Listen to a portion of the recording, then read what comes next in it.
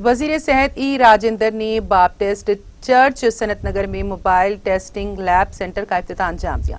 इस मौके पर उन्होंने कोरोना से मुतालिक टेस्ट में इस्तेमाल होने वाले वैक्सीन और दवाओं की दस्तयाबी का जायजा लिया। इस मौके पर मीडिया से बात करते हुए उन्होंने कहा कि हुकूमत रियासत में कोरोना केसेस को रोकने के लिए संजीदा इक़दाम कर रही है।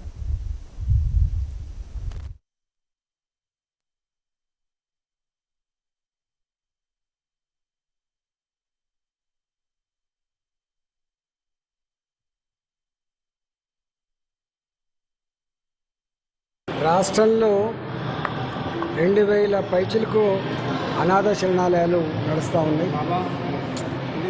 గతంలో ఇతర దేశాల నుంచి కూడా ఇలాంటి సంస్థలకి కొంత ఫండ్స్ వచ్చేటువంటి వెసులుబాటు ఉండే, కానీ నిబంధనలు టైట్ చేయడం వల్ల ఇలాంటి శరణాలయాలకు డబ్బులు అందటం లేదు.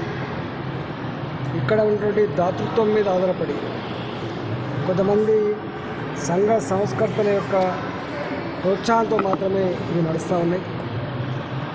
2000 అనాథ ఆశ్రమాలలో 20,000 పైచిలుకు పిల్లలు జీవిస్తున్నారు. కాబట్టి ఈ విషయాన్ని గౌరవ ముఖ్యమంత్రి గారికి నివేదించే ప్రయత్నం చేసి వాళ్ళు ఆదుకోవడం కోసం వ్యక్తులుగా కాకుండా వ్యవస్థగా రాష్ట్ర ప్రభుత్వంగా ఆదుకునే ప్రయత్నంలో తప్పకుండా కొంత కృషి చేస్తామని చెప్పి ఈ సందర్భం మనం చేస్తా ఉన్నాం.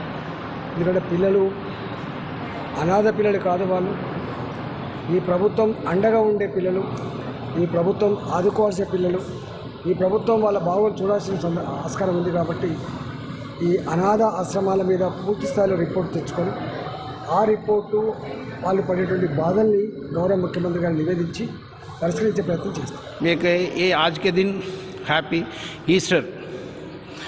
ईस्टर बोलते गुड फ्राइडे के बाद 3 दिन आता, उसके संडे को हैप्पी ईस्टर होता.